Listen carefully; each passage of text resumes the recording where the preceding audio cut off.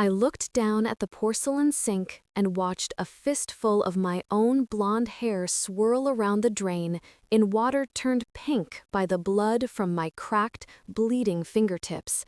My skin felt like it was on fire, covered in angry red hives that throbbed with every beat of my heart.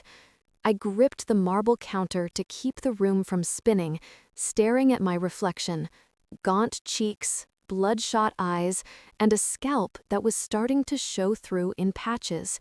10 minutes ago, I had vomited bile into the toilet. This was supposed to be the happiest week of my life, but instead, I looked like I was dying. My name is Sophie Vance. I am 26 years old, and I am a rising couture designer who has dressed Oscar nominees and royalty.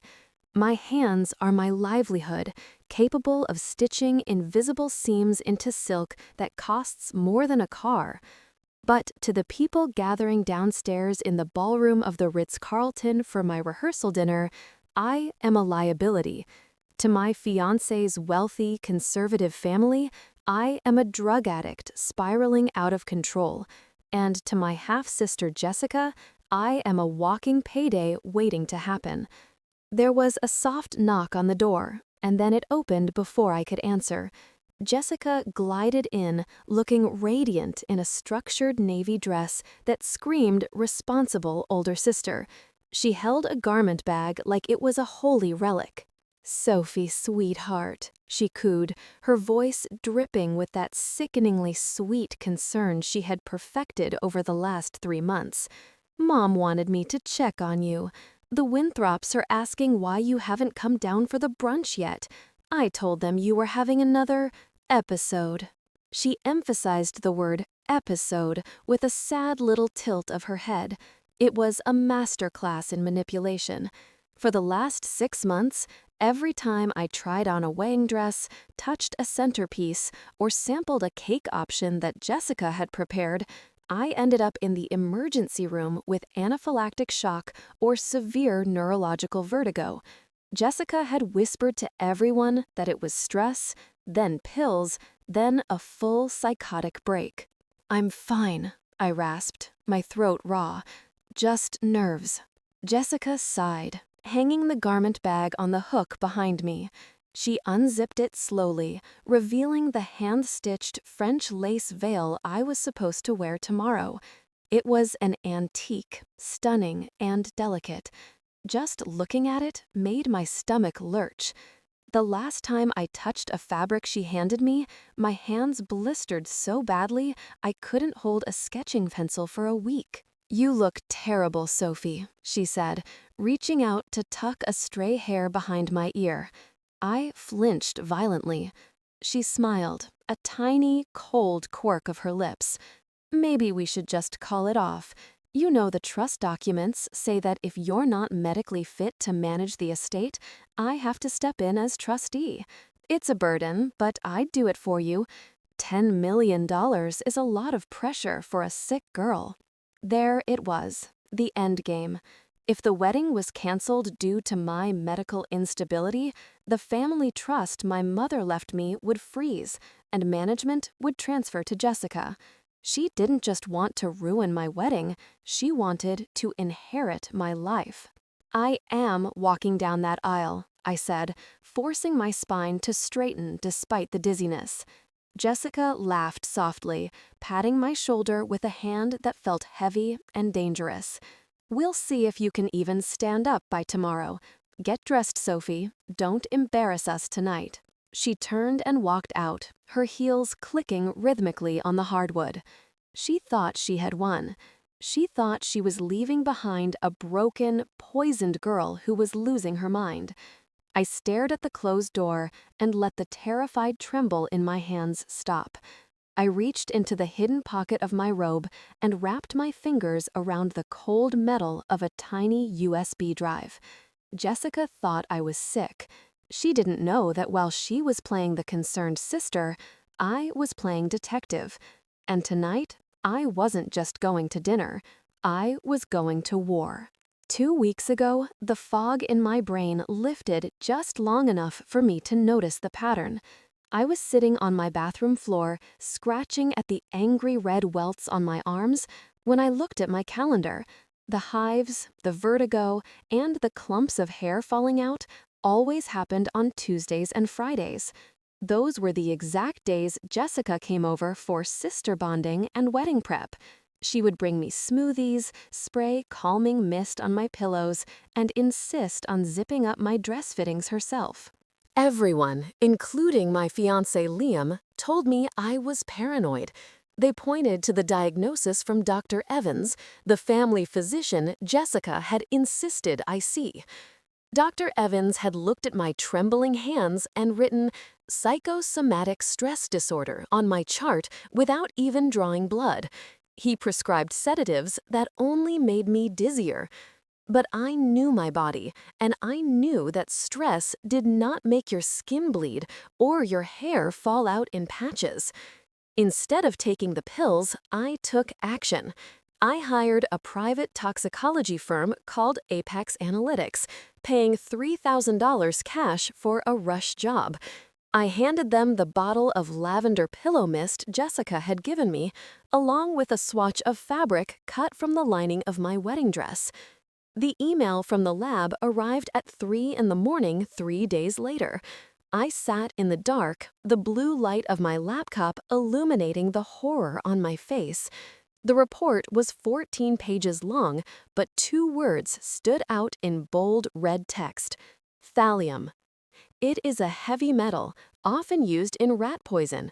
It is tasteless, odorless, and causes severe neurological damage and hair loss.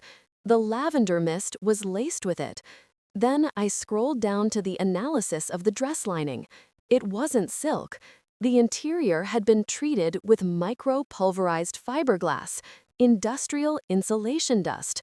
Every time I put that dress on, millions of microscopic glass shards were slicing into my pores, creating the rashes that everyone claimed were hives from stress. I didn't scream. I didn't cry. I felt a cold, hard rage settle in my chest. I opened my mother's last will and testament, which I kept in a fireproof safe.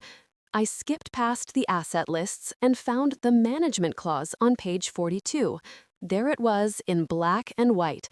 In the event that Sophie Vance is unable to fulfill her marital contract due to death, mental institutionalization, or incapacitating illness, the control of the $10 million Vance Family Trust shall revert immediately to the secondary beneficiary, Jessica Vance.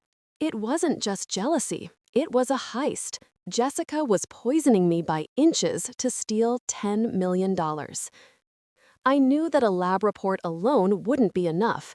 Jessica was charming and manipulative. She would claim I poisoned myself to frame her, or that the samples were contaminated. I needed to catch her in the act. I needed undeniable visual proof that a jury couldn't ignore. 3 days ago, I arrived at the Ritz-Carlton early. I told the event coordinator I needed privacy to meditate in the bridal suite. Once the door was locked, I climbed onto a chair and installed a 4K pinhole camera disguised as a smoke detector sensor. I angled it directly at the dress rack and the refreshment table. It had a 24-hour battery and streamed directly to a cloud server I had encrypted with a password only I knew. Then I waited. Yesterday afternoon, my phone pinged with a motion alert. I opened the app and watched in real time as Jessica entered the empty suite. She wasn't smiling. Her face was focused, calculating. She put on a pair of latex gloves, the kind she claimed she wore for her eczema, and pulled a small spray bottle from her purse. I hit record as she methodically sprayed the inside of my bodice, right where it would press against my heart.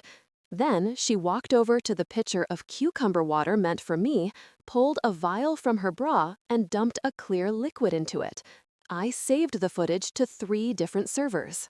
An hour before the rehearsal dinner started tonight, Jessica knocked on my door with a steaming mug. "I made you a special herbal tea," she said, her eyes wide with fake sympathy. "It's got chamomile and valerian root. It will help you get through the dinner without, falling over." I took the mug with a trembling hand, playing the part of the weak, broken victim. Thank you, Jess. You're the only one who understands.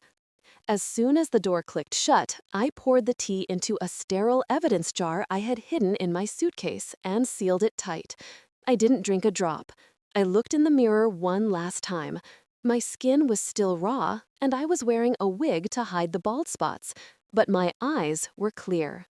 I checked the hidden pocket of my robe again. The USB drive with the video footage was there. The printed lab reports were folded in my clutch. The evidence jar was in my bag. Jessica wanted a show. I was about to give her one that would destroy her. The ballroom of the Ritz-Carlton was a suffocating cage of gold leaf and crystal chandeliers. 200 of the city's elite sat at round tables draped in heavy white linen, the air thick with the scent of lilies and judgment. I walked in wearing a high-necked gown to hide the rashes on my chest, my wig pinned tight against my throbbing scalp. Every head turned as I entered. I could feel their eyes dissecting me, looking for the tremors, the dilated pupils, the signs of the breakdown Jessica had whispered about all week. Liam met me at the door, his face pale. "Soph, my mother is freaking out," he whispered, guiding me toward the head table. "Jessica told her you were hallucinating in the room earlier. Is it true?" I looked at the man I loved, seeing the doubt clouding his eyes. Jessica had done her work well. "Trust me, Liam," I said, squeezing his hand with the only strength I had left. "Just wait." We sat down, and the torture began. Eleanor Winthrop, my future mother-in-law, sat across from me, her pearls rattling as she sipped her wine. She didn't speak to me. She just watched my hands, waiting for me to drop a fork or slur a word. Halfway through the second course, Jessica leaned over. She smelled like expensive perfume and malice. "You look like a corpse, Sophie," she hissed, her voice low enough that only I could hear. "Liam's dad is watching you. He knows. Just announce the postponement tonight. Tell them you need to go to that facility in Arizona. I've already printed the transfer papers for the trust. We can sign them in the car." "I'm not going anywhere," I replied, staring straight ahead. Jessica's eyes narrowed. "Then I'll make the choice for you."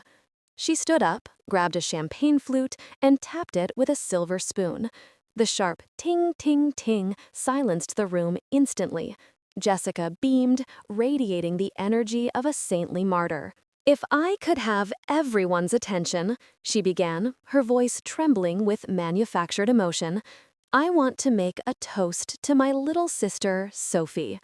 She looked down at me with a sad, pitying smile. "We all know this has been a difficult road. Planning a wedding is hard for anyone, but it is especially hard for someone fighting the battles Sophie is fighting." She paused for effect, letting the silence stretch. "We are all so proud of you for standing here tonight, despite your struggles with dependency. And I want you to know that no matter what happens, no matter how much help you need, I will always be here to take the burden off your shoulders." The room went dead silent. A gasp rippled through the Winthrop side of the family. Eleanor Winthrop dropped her fork. Jessica had just publicly outed me as an addict in front of the most conservative, judgmental people in the state. She had framed it as love, but it was an execution. She was forcing the family to demand the wedding be canceled, which would trigger the trust clause immediately. Liam looked like he had been punched in the gut. He started to stand up to defend me, but I put a hand on his arm to stop him. This was it. She had dug the grave. Now I just had to push her in. I stood up slowly. I let my legs shake a little, playing into the image she had painted. I walked over to Jessica and took the microphone from her hand.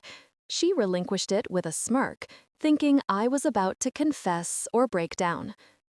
"Thank you, Jessica," I said, my voice soft but amplified across the cavernous room. "You have done so much for me, more than anyone here knows. In fact, I was so moved by your dedication that I prepared a special tribute video tonight. I think it's important that everyone sees exactly what kind of sister you really are." Jessica's smile faltered for a fraction of a second, but she recovered quickly, nodding graciously to the crowd. She thought it was a montage of childhood photos. She thought I was surrendering. I signaled the AV technician in the back of the room. He gave me a thumbs up. I looked at Liam's father, the stern patriarch who valued truth above all else, and then I looked back at Jessica. "Roll the tape," I said. The lights dimmed, plunging the ballroom into a heavy, anticipatory darkness. Jessica stood beside me, folding her hands in a pose of humble grace, ready to receive applause for a lifetime of sisterly charity. The massive screen behind the head table flickered to life. But there was no music, no sentimental slideshow of us playing in the sprinkler as kids. There was only the harsh, digital silence of a timestamp counting up in the corner of a high-definition video feed. Yesterday, 2:14 p.m. The image sharpened. It was the bridal suite upstairs. The angle was high, looking down from the ceiling, but the picture was crystal clear. Jessica walked into the frame. She wasn't smiling. Her face was set in a mask of cold, clinical focus. A murmur of confusion rippled through the room. "What is this?"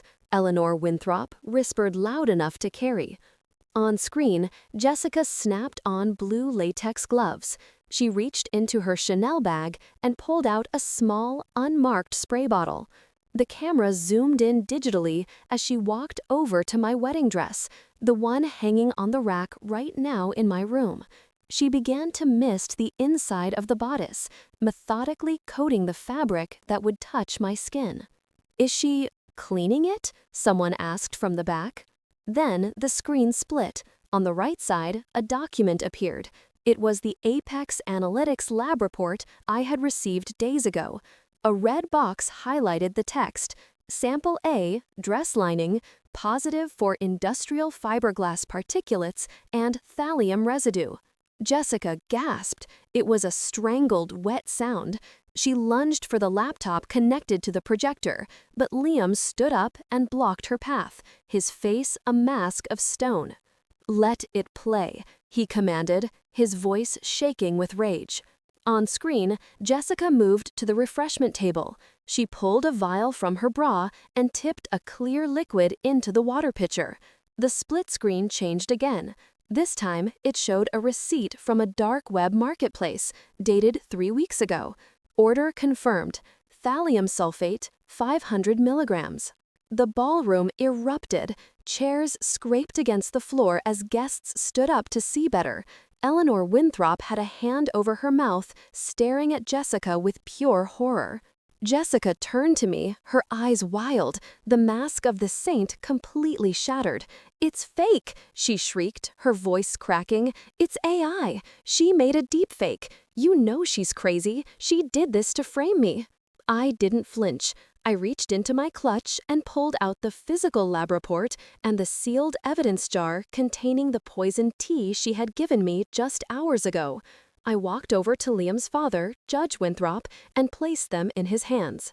"This is the tea she made me tonight," I said, my voice calm and deadly. "And this is the report confirming she has been poisoning me for 3 months to trigger the incapacity clause in my mother's trust."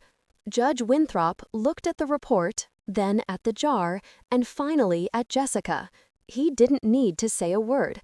The condemnation in his eyes was absolute. Jessica looked around the room, realizing the walls were closing in. Her friends were backing away. My stepmother looked like she was about to faint. Jessica's eyes darted to the exit doors. She took a step, then another, hitching up her dress to run. But the double doors at the back of the ballroom swung open before she could make it 5 feet.